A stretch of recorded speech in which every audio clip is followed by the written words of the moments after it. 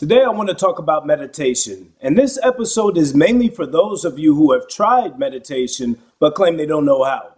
This is also for you if you're one of those people who have heard about the benefits of meditation, haven't tried it yet, but are considering picking up the practice. So, what is meditation? I want those who I just described to understand this concept first. Meditation is a practice, so give yourself a break if you don't become a Zen master in a week. I meet and talk to people who have tried meditation once or twice, and they get so discouraged that they can't control the thoughts that pop in their mind. First, it takes time and practice to control the mind from what's considered to be distracting thoughts. The second point I'll make is those thoughts that you consider to be distracting thoughts actually shouldn't be cast away as mindless self-chatter. These thoughts that pop into your mind are actually thoughts that are begging for expression or are begging to be released. You see, when you begin meditating, it's like meeting someone for the first time. When you meet someone for the first time, what do? You make small talk until the point of getting to know them and then thus sparking deeper and more in-depth conversation, right? Meditation is much like meeting yourself for the first time. You must scratch the surface before finding, knowing, and understanding the depths of who you are. For some of you, this analogy makes perfect sense. For others, you may laugh this off saying, who knows me better than me? Look, no matter if you agree or disagree, that's not for me to judge. I'll speak from my experience. Until I started meditating, I was completely unaware that I was running on ego mode. I'll save ego mode for another vlog, but in short, ego mode is your survival tool. It's that part of the mind that argues to be right.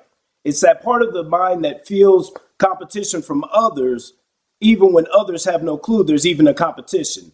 It's that part of the mind that starts wars over what you believe that others don't. Ego mode excludes others' validity. I'm always right, even when I'm wrong. Hate to say it, but it's what humanity has been running on for too long. It clearly shows itself as the dominant way of thinking. Look at how many wars have been generated because one culture or nation believes something different than that of the other. So when should you meditate? Whenever you want. Look, there's no right or wrong here.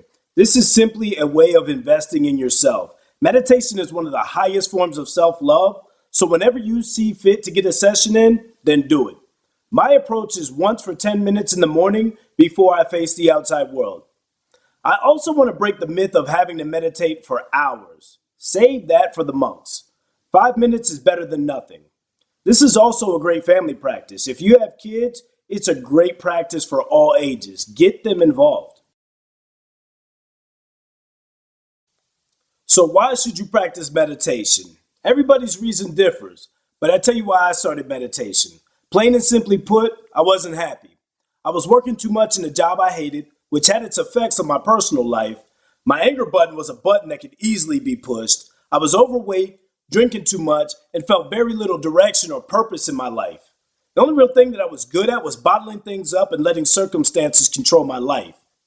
I read that meditation helps you with your emotional state. It helps you feel a sense of connectedness and can help you even drop bad habits. And trust me, I was at a point in my life where I would try anything just to feel better. After 2 years of meditation, I have went from 190 pounds to 160. My wife and I have started our own company. My relationship has improved and continues to improve. And even when circumstances have not been in my favor, I don't really worry about things not working out for me. I've become more mindful. I've become more present. Most importantly, I'm slow to emotions. I feel more of a sense of balance. So why am I suggesting meditation? Truthfully, it's an easy formula. Invest in self-love, then thy love themselves. And when you love yourself, it's easier to love others.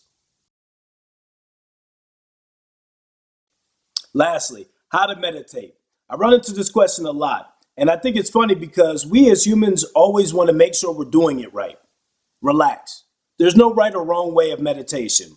There are some general suggestions like find somewhere quiet, be relaxed. Some people even do standing meditations. But I prefer somewhere comfortable to sit, close my eyes, and focus on breathing from my diaphragm.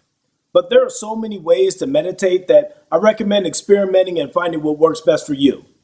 Another question that comes to mind that I hear quite often is, how do I control my thoughts or stay focused during meditation?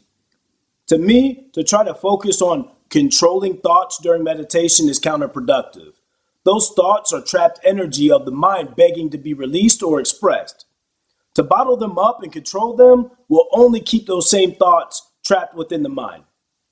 My recommendation is to let these thoughts in during meditation, discover and understand why they are there, and release them or follow the intuitive action that best fits what's begging to be expressed. Understand that your brain is your survival tool, and sometimes it will place thoughts in your mind to protect you.